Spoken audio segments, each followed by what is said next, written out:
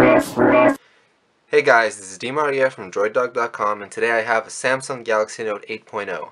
Now this is their newest tablet in the Note lineup, and it comes with an 8-inch 1280 by 800 display, a 1.6 GHz quad-core processor, the same one as in the Note 2 and the Galaxy S3, in Europe anyway, 5 megapixel camera, 1.3 megapixel front-facing camera, 2 gigabytes of RAM, 4600 mAh battery, and Android 4.1. Now let's get to unboxing. This has been a quite hyped tablet because it's the perfect size for travel, yet has the S Pen for note-taking functionality and all that. Here it is. Now let's peel this off and set it aside. Inside the box you get the standard adapter. Let me see. This is 2 amps, just like the Galaxy Note 2. A USB cable, and a quick start guide, and it seems like there's nothing else in here.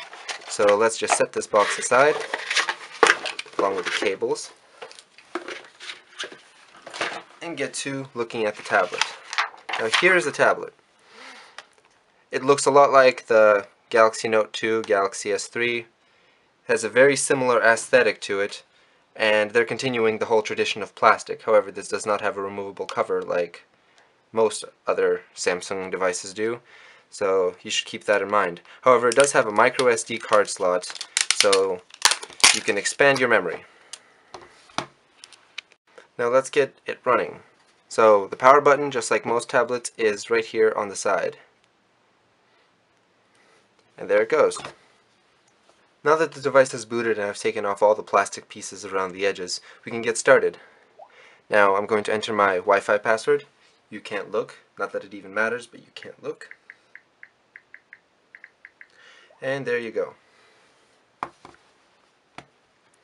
Now that it's connected, we'll go through the rest of the stuff. Obviously the time is completely incorrect. That's because of the time zone. On Samsung tablets you generally have to set the time zone. And there you go. Skip that. No, doesn't matter right now. Not now. Next. And this is the random stuff that you always have to put in on first boot. It's standard Android.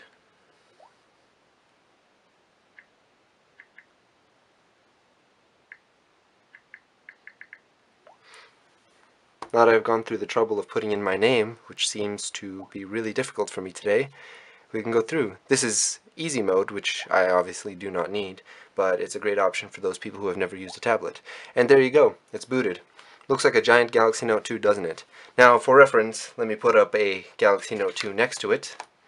Looks awfully similar, right? Well, it is. They basically use the phone UI with a full-size drop-down instead of what the Nexus 7 has, which is the hybrid UI with a tiny little drop-down. For reference, what I'm talking about is right here. It's only part of the screen. This is the hybrid UI. They did not use the hybrid UI. They used the full-size phone UI, including the 3 hardware buttons at the bottom, a physical home button and 2 capacitive buttons. Some people might not like this. I'm not sure if I like this just yet, but that's what it is. Now let's get to exploring. All of these tips for first-time users, and all the apps should be very similar. The gallery is the same thing as on the Note 2 except white. Let's go into settings and check some stuff, not calculator. Check some stuff out.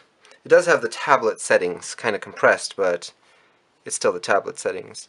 In display you'll have reading mode, which will allow you to add apps here, and it will auto adjust the display and even the font if you'd like to better suit reading material. You can throw in stuff like the Amazon Kindle app and other apps like that.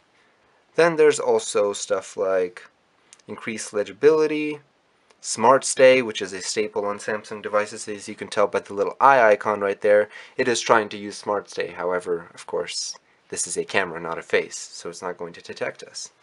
Let's play around with the S Pen. The S Pen is right at the bottom right here. Just pull it out and it makes a noise. Now this thing is very, very light from what I've noticed. It's standard Samsung quality. Not bad quality, but it is all plastic. Now the S Pen does have the hovering mode, which is called the S View, or Air View, and it works on these buttons, which is very, very new for a Note device. Every other Note device you couldn't use the bottom buttons with the S Pen, which was pretty terrible. Of course, the home button is still physical, so you do have to use your finger on that, which is unfortunate. You don't want to break the tip of this. And as you can tell, it's standard Samsung stuff, but they do include a few cool apps that you can play with. For example, Awesome Note. It's finally come to Android, and it's currently an exclusive on the Galaxy Note 8.0.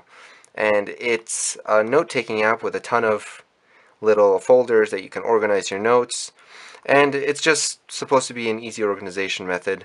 I'm not sure if I'd have any use for it just yet, but it's cool as an alternative to Google Keep. Now, one of the defining features of the Note series is, of course, the S Pen. The S Pen comes with a few cool features. For example, if you double tap on the screen while holding the button, you get a pop-up note. You hold the screen, you get a screenshot, and you can start drawing on it. You can also do actions like this, which usually brings up menu. There you go. You could do back. There's no going back from here. And you could crop random things. So if I wanted to show somebody the weather, I would just do this, and it would, there you go, open up a little picture, which I can send to any of my apps. If I had a Twitter app here, it would send it to Twitter if I'd like. However, of course, I don't need to brag about my weather or location. Then there are other cool features like, for example, you can draw. There's an app called Paper Artist, which is really not a great app. It's kind of childish, but you can draw. It's a very, very accurate pen. Of course, it has a Wacom digitizer. And you get an app called Polaris Office, which will allow you to use it as an office suite with some drawing ability. No, I don't want to register. So there you go. You can make a new document, make it, for example, a standard Word document, and I believe you can start drawing in whatever way. There you go, free draw. And as always, the S Pen is nice and responsive. You could download other apps like Sketchbook to draw, and we obviously don't want this mess. And one of the coolest features of the Note series, and now the Galaxy S3 has it in Europe, is multi-window. You hold the back button to get this little multi-window tab, and you can, for example, open up Chrome and open up S Note, and you have true multitasking. When you turn it sideways, both of them flip. Now you can adjust this any way you want. You could throw YouTube here. It's a wonderful system, and I absolutely love it. It's very, very useful. It's available on the Galaxy S3 in Europe, as I said, the Galaxy Note 2, the Galaxy Note in Europe. As it's been updated in the US, neither the S3 nor the original Note got this update. However, it is available on the Note 2 in America. And as you can tell, this is the slightly newer TouchWiz UX. It does have the transparent status bar like was advertised on the Galaxy S4, and everything is white. Don't quite like the white look to it, but it's been a staple on all Galaxy Tab models. For example, the Galaxy Tab 10.1 did have these white menus too.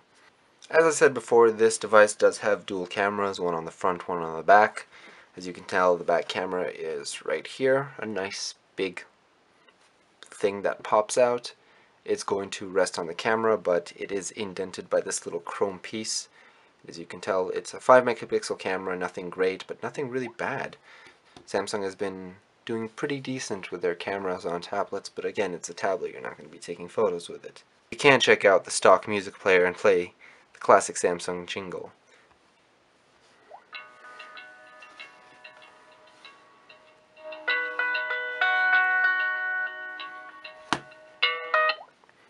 As you can tell, the speakers are not great, but they're fairly loud. They're at the bottom, not on the front or the back, so they're at a pretty good place, but not the best.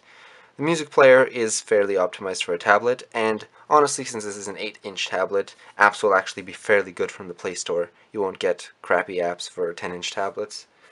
I took the liberty of installing a tablet-oriented app like Google Keep. Now, Google Keep actually scales really well, as you can tell. And I have to say, this device is really fast. It does everything really fast, except for the one problem I have with it is the display. It's only 1280 by 800, so it's a little low resolution by today's standards as we have 1080p phones right now, but it is a nice looking display. So there you go. This is the Samsung Galaxy Note 8.0. Now we will be focusing on tablet content a lot more from now on, so you'll see this 8.0 and the Nexus 7 and other tablets featured a lot more, and we'll be doing a lot of content, so stay tuned, and we're excited to bring this to you. This is Dima at droiddog.com. Have a nice day.